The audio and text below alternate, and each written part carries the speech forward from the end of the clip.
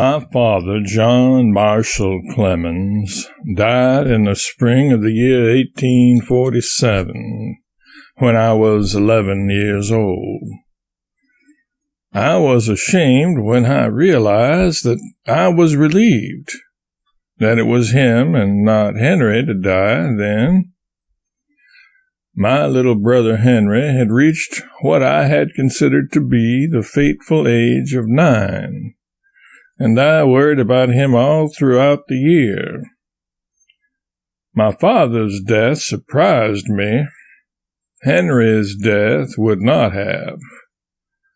My father's death saddened me, but not as much as Henry's would have. I was close to Henry, although, like most siblings, we had our share of rivalries and minor fights. I was not close to my father. I respected him more than I loved him. For his part, I don't know if he really loved anybody deeply, not even my mother excluded. He was a stern and dour man, so different from his vivacious, fun-loving, people-loving wife. I feel as if my father and I were mere acquaintances and had barely gotten to know one another. I don't know if anybody was really close to him, but then he had his reasons. Those who should have loved him often did not, or did not show it in a way that would be perceptible to the greatest sleuth of all human history. For example, his stepfather required him on reaching maturity to reimburse him for raising him, a service he had not even really rendered. This cleaned out most of my father's inheritance. Then he doubtless eventually deduced the fact that my mother married him to spite another suitor rather than out of genuine affection. I will write more on this score later.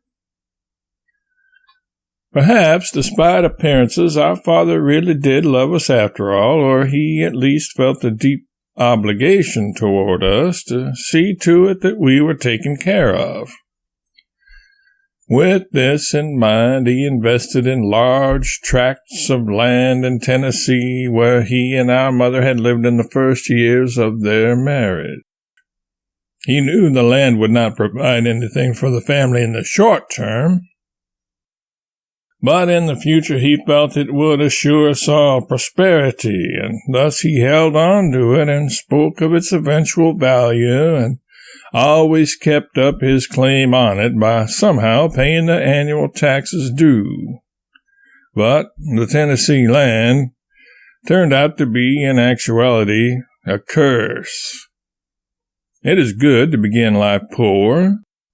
It is good to begin life rich. These are wholesome. But to begin it prospectively rich, the man who has not experienced it cannot imagine the curse of it.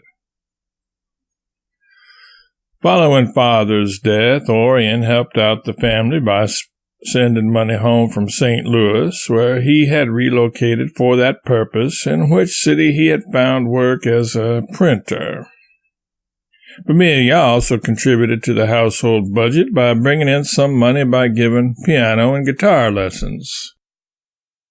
My mother augmented the family income by turning our domicile into a type of restaurant, provided meals to paying guests at our table.